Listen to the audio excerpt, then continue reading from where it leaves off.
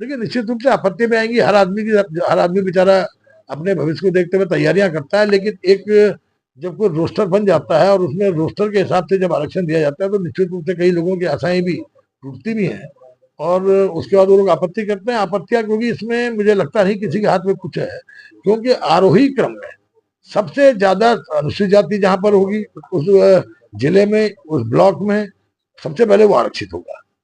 अगर 10 सीटें अनुसूचित जाति को जानी है तो सबसे ज्यादा पॉपुलेशन वाली 10 सीटें वो आरक्षित हो जाएंगी। उसके बाद अगर उन 10 सीटों में भी 5 सीटें महिलाएं होनी तो पहली 5 सीटें महिलाएं हो जाएंगी।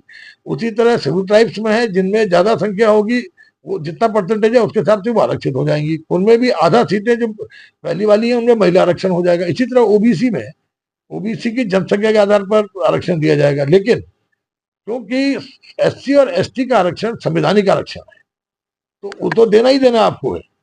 और जिस तरह वर्मा कमीशन ने कहा है कि जितनी ओबीसी की जनसंख्या है उसके आधार पर उन्हें आरक्षण दिया जाए। मसलन अगर टिहरी जिले में 10% ओबीसी है तो उनको 10% ही आरक्षण दिया जाएगा। अगर हरिद्वार में 20% ओबीसी है तो 20% आरक्षण उन्हें दिया जाएगा।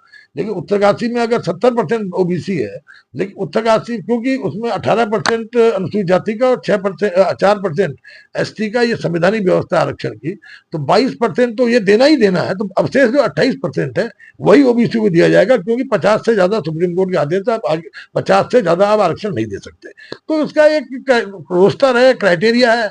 मैंने उसमें उसको मैं नहीं समझता कि कोई व्यक्ति वायलेट करेगा, और उसके हिसाब से जो है आरक्षण का रोस्टर बनता है।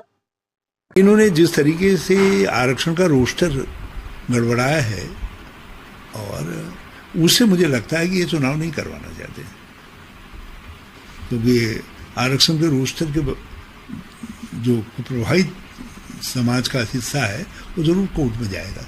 जब वो हाई कोर्ट में जाएगा, दरवाजा खटखटाएगा तो हाई कोर्ट को न्याय देगा।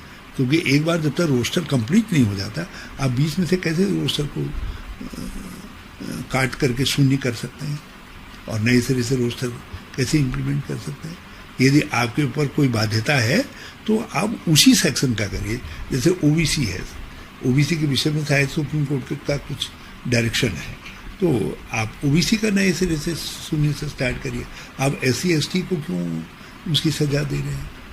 और इस रोस्टर का परिणाम तो कई क्षेत्र ऐसे रह जाएंगे जो बहुत लंबे समय तक कभी आरक्षण का लाभ आ ही नहीं पाएगा।